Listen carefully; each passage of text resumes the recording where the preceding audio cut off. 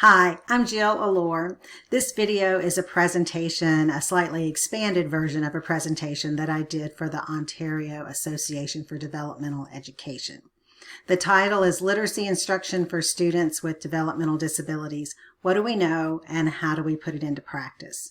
I'll be dividing up the video into two parts. The first video will be about the research, about what we know about teaching students with developmental disabilities to read. And the second part will be how do we put it into practice and some recommendations for translating research into practice.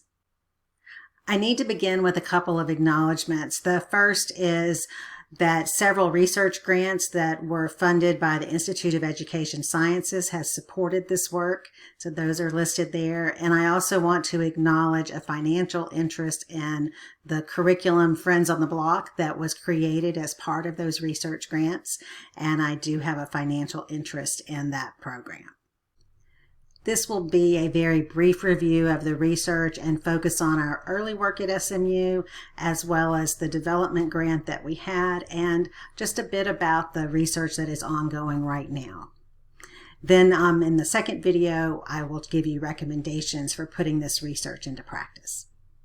So I'll begin with the brief review of the research on teaching students with intellectual and developmental disabilities to read, particularly our early work here at Southern Methodist University. Educators agree about the importance of literacy and the expanded opportunities and improved outcomes that can come as a result of learning to read. But we also know that it's very difficult to teach students with intellectual and developmental disabilities to read, and the research is clear that they do demonstrate lower levels of reading achievement than other students with disabilities.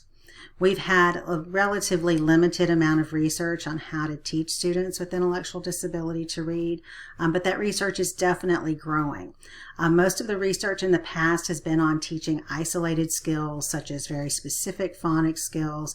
There's been a broad emphasis on memorizing whole words, sight words that are high-frequency words, and that has been highly successful with students, but only takes you so far in the reading process. I want to stop for a moment and share this graphic developed by Hollis Scarborough a number of years ago that shows the development and progression of successful reading achievement and reading development. And you can see there are many different strands, many different areas of instruction, areas of knowledge that contribute to the development of reading across time, and that these need to be interwoven amongst each other.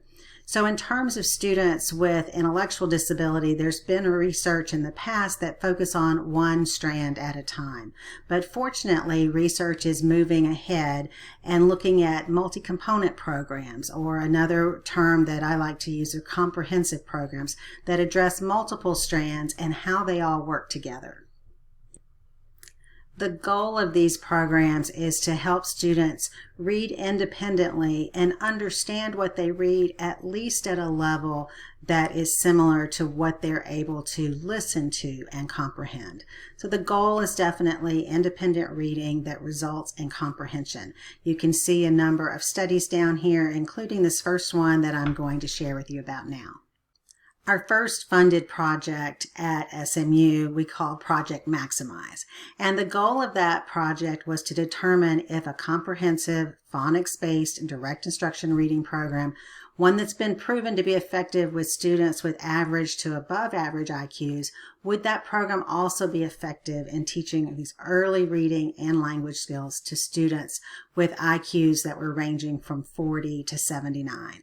It was a longitudinal study. Students participated up to 4 years, and the students were randomly assigned to either an intervention group or a comparison group. The students were in grades 1 through 4 when they began the study. This is a picture of just some of the people who were on that team, as well as the team that followed in our next study.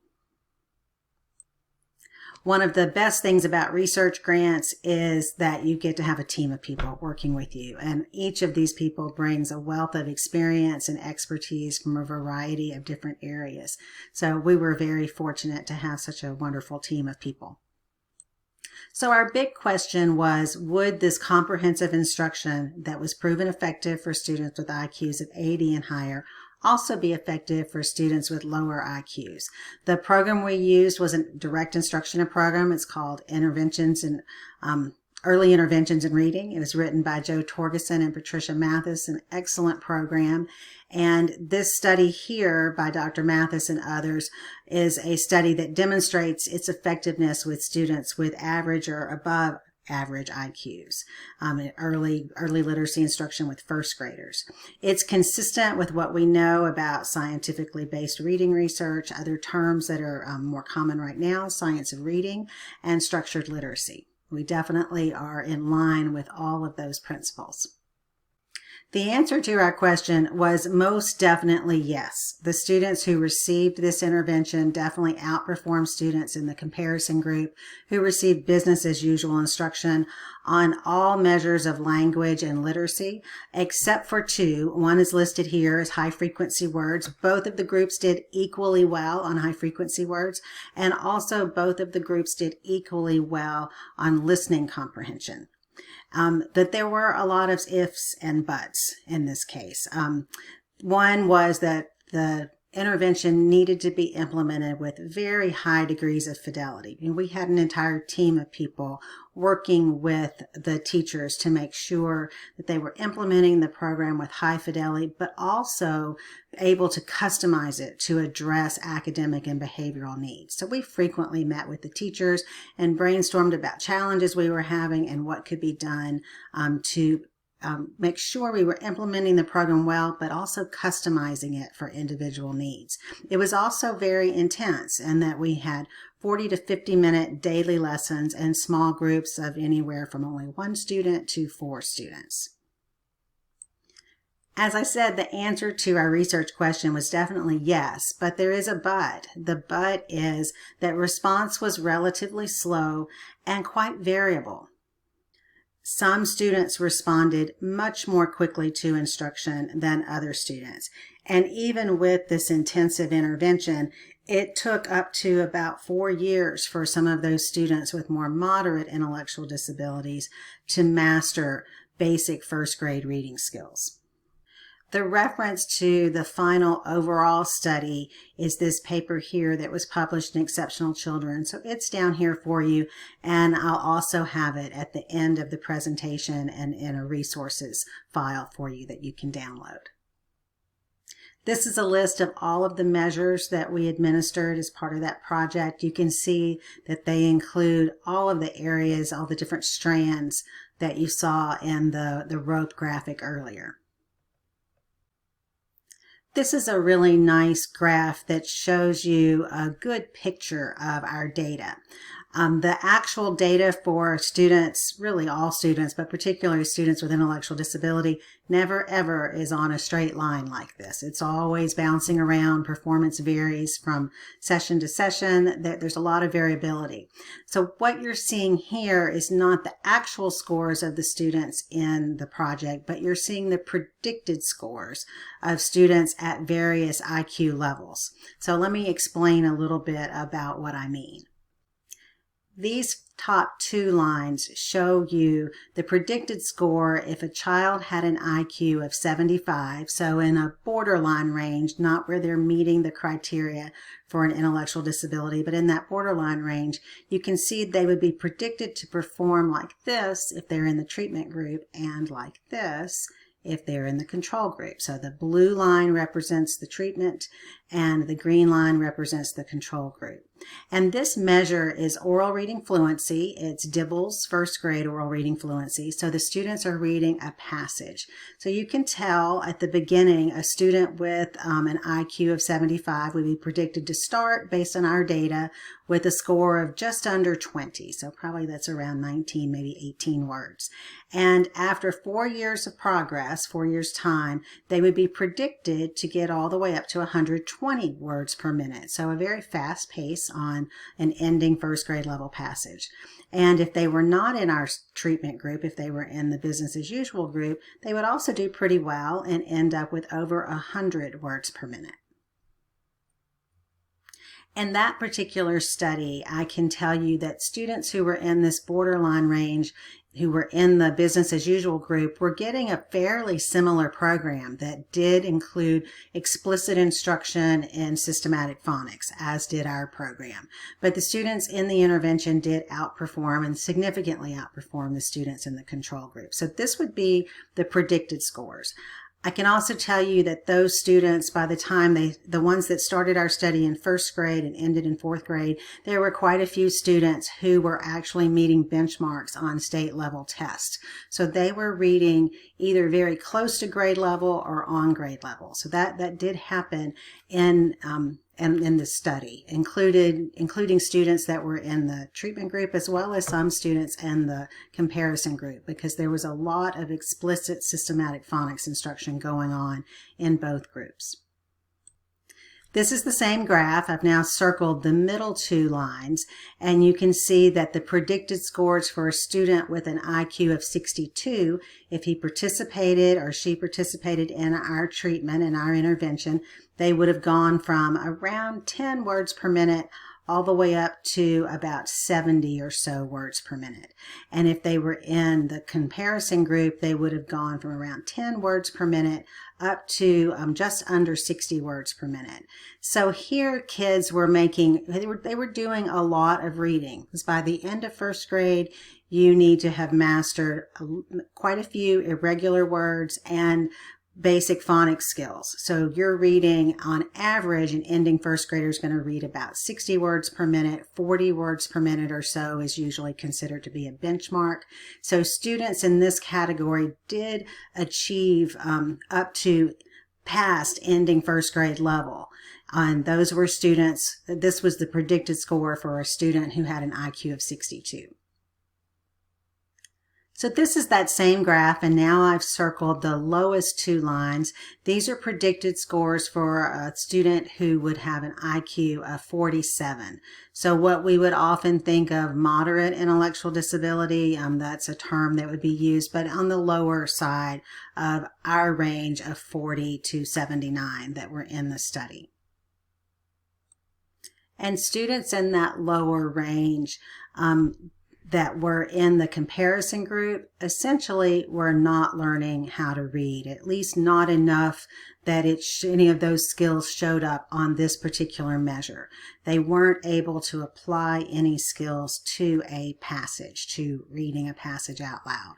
They may have been learning some letter sounds, they may have been participating in literacy activities, but they didn't make enough progress that it showed up on this particular measure. Now, clearly, the students in our intervention group that were in this range did not perform as well as the students on average in the higher groups, but they definitely outperformed the comparison group, and they made very meaningful progress. It was slow, but it was very meaningful. So the student with an IQ of 47 would be predicted to start out reading no words on this passage correctly. And by the end of the year, not the end of the year, but by the end of the 4 years they were in the project, they would be able to read 20 words per minute on the passage.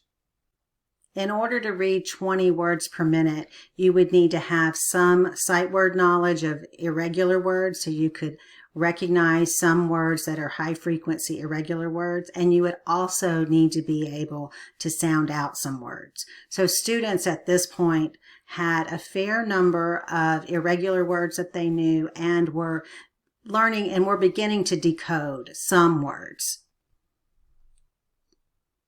20 words per minute is roughly about halfway to the end of the year benchmark that's usually considered to be around 40. I want to make one more point about this data, and you can see it on this graph that certainly if you have a higher IQ, you would be predicted to make faster progress than someone with a lower IQ. On average, that is true, but I also want to be extremely clear that we had plenty of examples of students who did not fit that pattern. There were definitely students with lower IQs who made faster progress than students with higher IQs, and the other way around. So you definitely had a lot of variability in performance. I really want to emphasize this point about IQ scores because I'm obviously using this term quite a bit and it informs our research. It helps us understand and communicate about the students that we're studying. But that number is just one assessment at one point in time. And if there's nothing else I've learned about students with intellectual disability over the last 15, 20 years or so, it is how variable their performance is, both from student to student, from day to day. So you never know what to expect. And that's why we really need to have high expectations. And I hope that is what the message of this data is to you, that no matter which level the students were in, we see growth when you gave them an opportunity with solid intervention. So on average, overall, we had very exciting findings. We saw statistically significant differences between the intervention group and the comparison group. And all that is wonderful. But our goal was to make sure all students were growing. And we did have a few students from that study who in the last semester of the study were still struggling with sounding out simple words, even though they knew quite a few letter sounds. They weren't able to use those sounds to blend them together to read some simple words. But we had some ideas that we wanted to try, particularly related to the new decodable text that we wanted to write. And we wanted to address some of the challenges in the decodable text that we had been observing. Some of those challenges related to comprehension.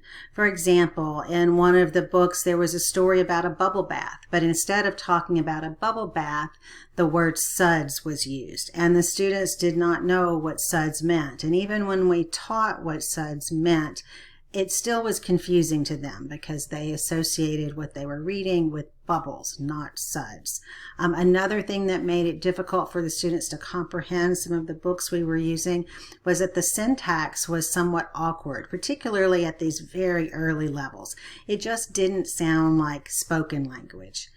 And this made it more difficult to comprehend the meaning of the stories. And you can just only write so many stories about the fat cat sat on the mat. And those kinds of sentences made it difficult for them to comprehend. We also knew that we needed more books for students to read. Because we had to repeat lessons or repeat groups of lessons, the students read the same books many times, and they just frankly grew tired of some of those books. We needed more stories for them to read. We also knew that in those stories we needed more repetition of high-frequency words, both high-frequency words that are decodable as well as high-frequency words that are irregular. So those words that are really common in text, we knew they needed many more repetitions to really reach automaticity. And automaticity is so critically important for comprehension. Students who are able to recognize words instantly without effort can focus their mental energy on the story, can focus their energy on the meaning of the book. So it was really important to get lots of repetition of the words and the skills, the words with the skills we were teaching. So words with those phonics patterns that we were teaching. Something else we noticed was the extreme difficulty transferring skills from one activity to another, particularly from the lesson activities to the actual reading of books. We would see students who were able to do things during a lesson, but then they weren't able to apply those skills when they came across similar words in books. So we knew we wanted to make a really close match there. So for those students, we did two things. We wrote some new books and we created lessons to go specifically with those books. We call those new kinds of books multi-criteria texts because they were addressing multiple criteria, or we tried to do multiple things within those texts. They are definitely decodable, controlled texts. They only include high-frequency irregular words that we've taught the students, or words that we've taught them the phonics skills and they can sound them out. The books also had a lot more repetition of those high-frequency words, both decodable high-frequency words as well as irregular high-frequency words. The books were about very familiar topics, and we used as natural language as possible. So the syntax was very similar to spoken language.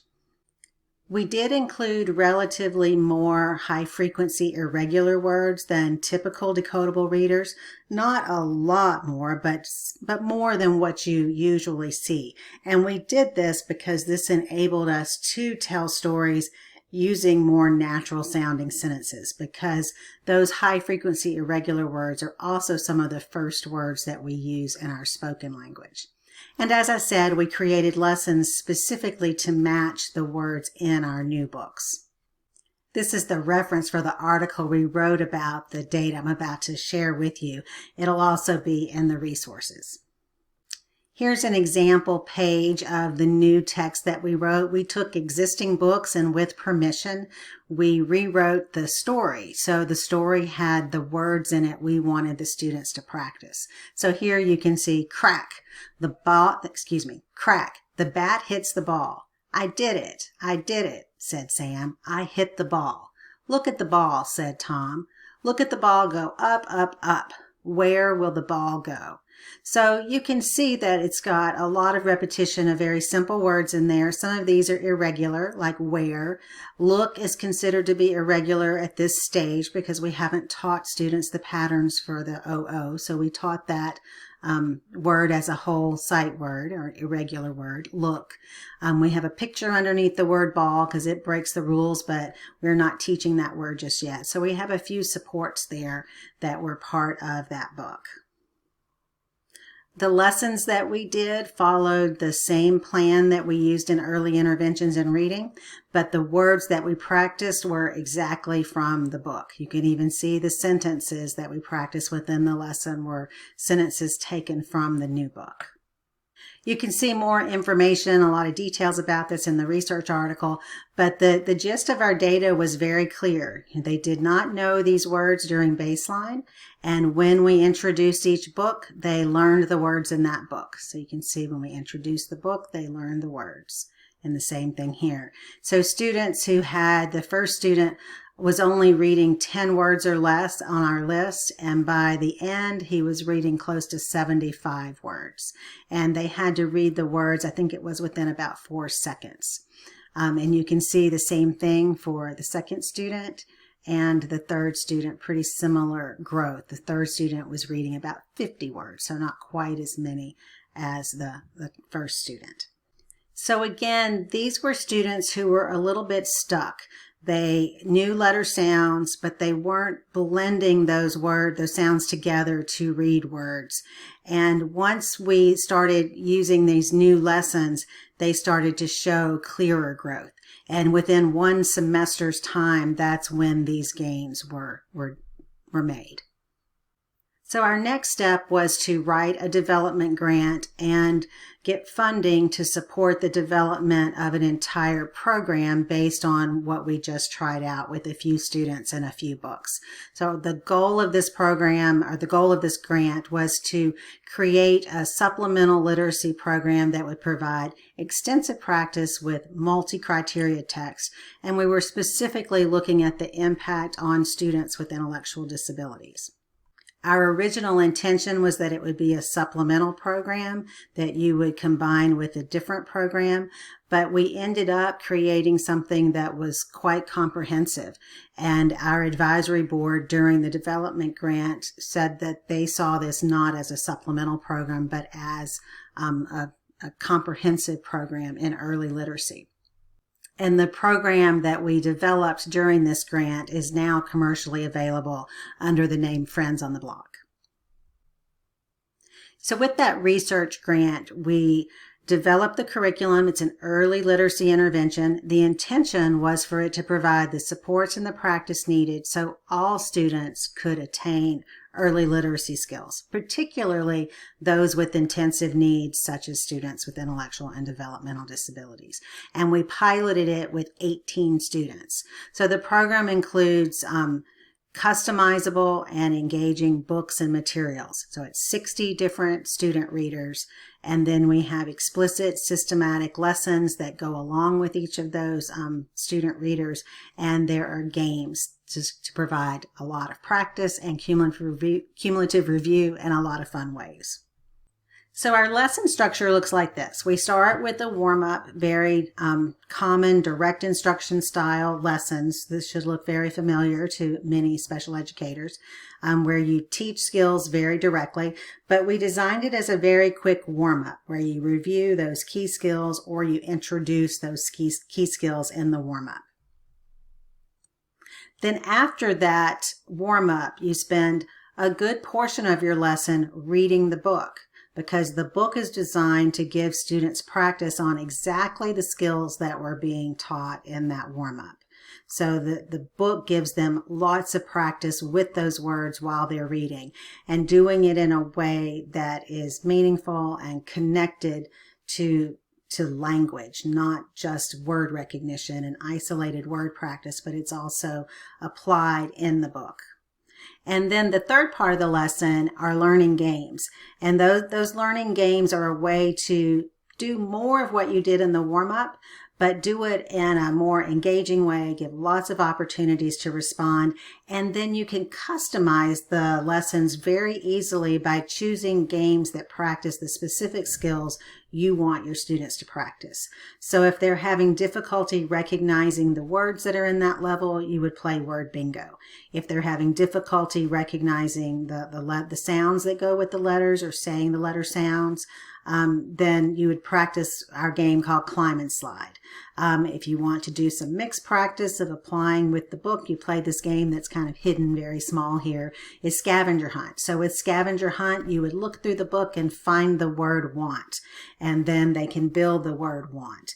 Or look through the book and find something that starts with the sound k, and they would point to the cookie. So the scavenger hunt's a really nice game to use to help kids make connections and transfer skills to books. And also you can use whichever items are going to practice the skills that your students need to learn the most.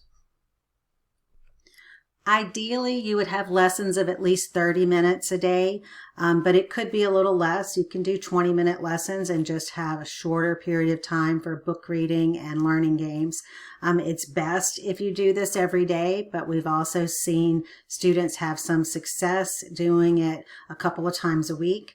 Ideally, a nice way to do this is to have extra practice sessions that are provided by a paraprofessional. So the teacher may do all 3 parts of the lesson, and the paraprofessional can come back and just listen to the child read and provide feedback while they're reading and play a learning game and be there to correct errors and make sure they're not practicing errors, that they're practicing the correct responses. I want to stop and acknowledge my 2 wonderful co-authors, Dr. Jennifer Cheatham and Dr. Stephanie Alatabo. There were many others who also have contributed to the development of the curriculum. It was definitely a team effort and a lot of back and forth and trying out new things. We also want to say thank you to the teachers who participated in the project, initially giving us feedback when we would try out things, and then doing the curriculum themselves and letting us know what worked and what didn't work and what they saw in their students. It was definitely a team effort. The 2 main papers that came out of this study are here on the screen. The first one is a description of single case design studies with 8 of the students, and then the second one is a summary of the evidence from all 18 students who participated in the grant study. Detailed information about each of the 18 case studies is available on the Friends on the Block website.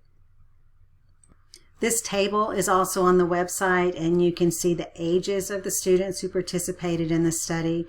On this page, you see students as young as 6 up to age 10, and then the other 9, age 10 all the way to age 13.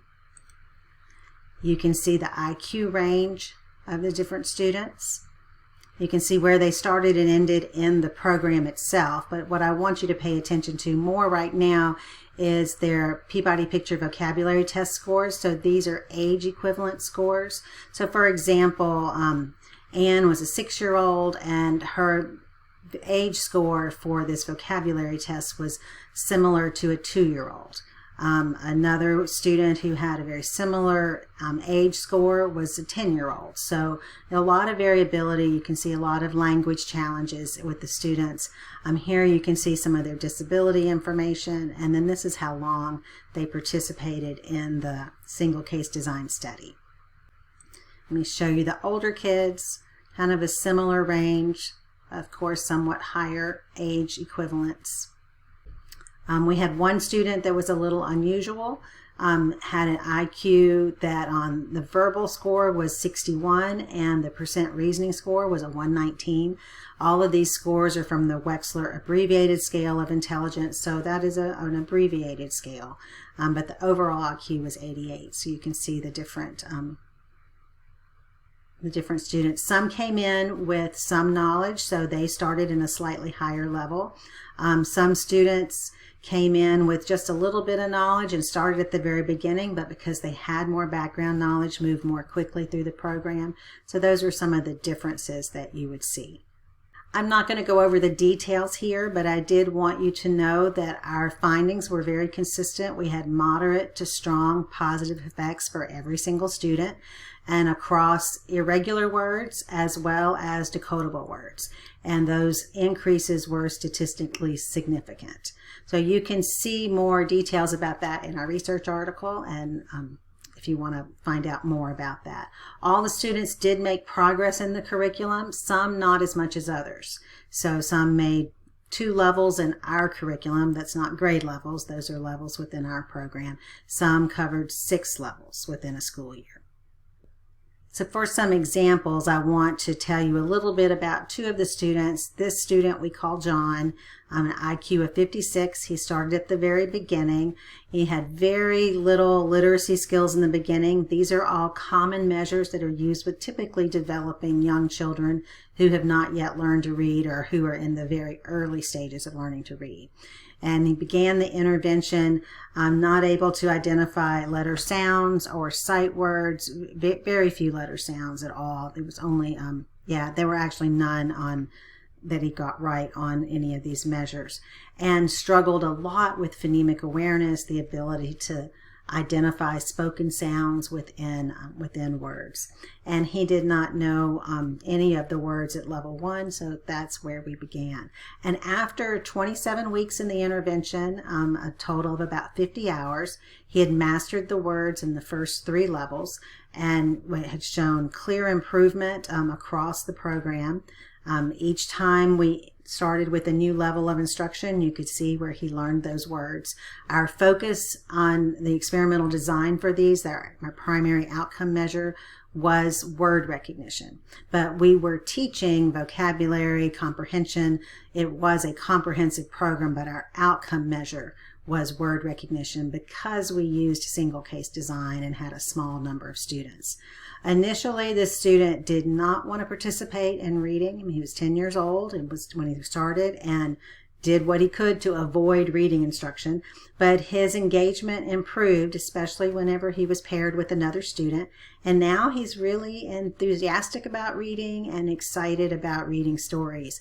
When you read the helper text to him, that's the part that the teacher reads in our books. He's looking at the pictures and thinking about it, and when it's his turn to read, he starts to participate.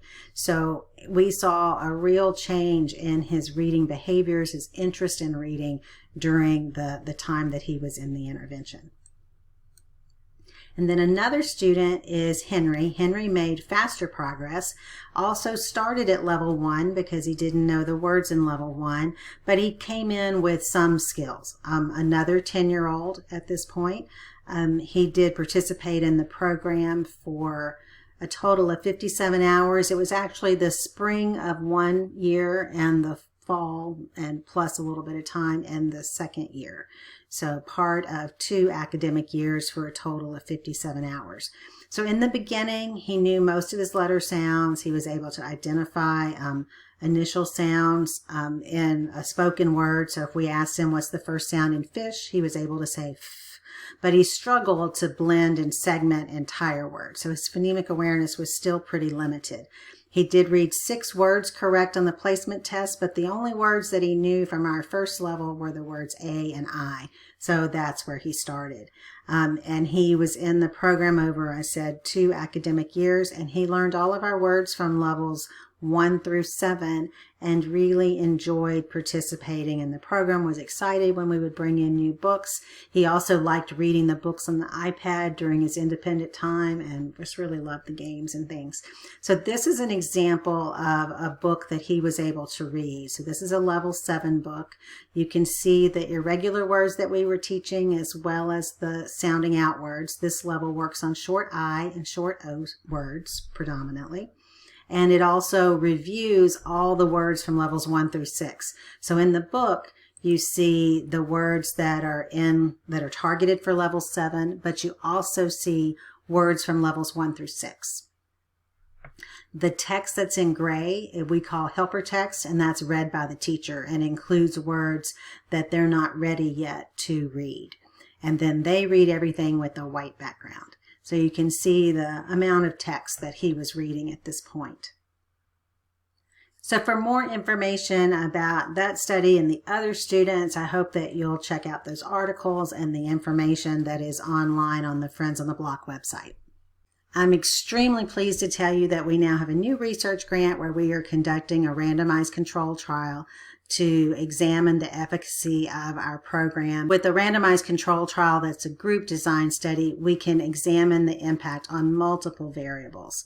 So let me tell you a little bit about our project. These are the people on the project. It's a collaborative grant between the Southern Methodist University and the University of Alabama. We also have a co-principal investigator from Oregon Research Institute. So these are pictures of our current team.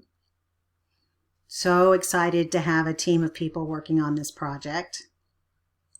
And the purpose, as I said, is to conduct a randomized control trial. It is currently in schools in Alabama and in Texas, and we're evaluating the efficacy of the intervention and looking at reading and language outcomes, particularly for students with intellectual and developmental disabilities.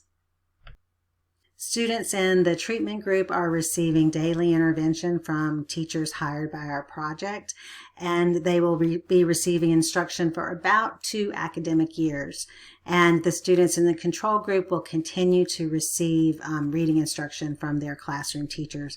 All the students are participating in pre-testing, in progress monitoring, and in post-testing. Our primary research question is, do students who participate in the intervention demonstrate greater outcomes in a wide variety of reading and language measures? So we should be having some data out. We're finishing up our first year or so right now, and we should have some data out pretty soon. So keep an eye out for that. Thank you so much for listening to this first video. I hope that you will open up the second video where I'm going to be talking about how to take this research and put it into practice.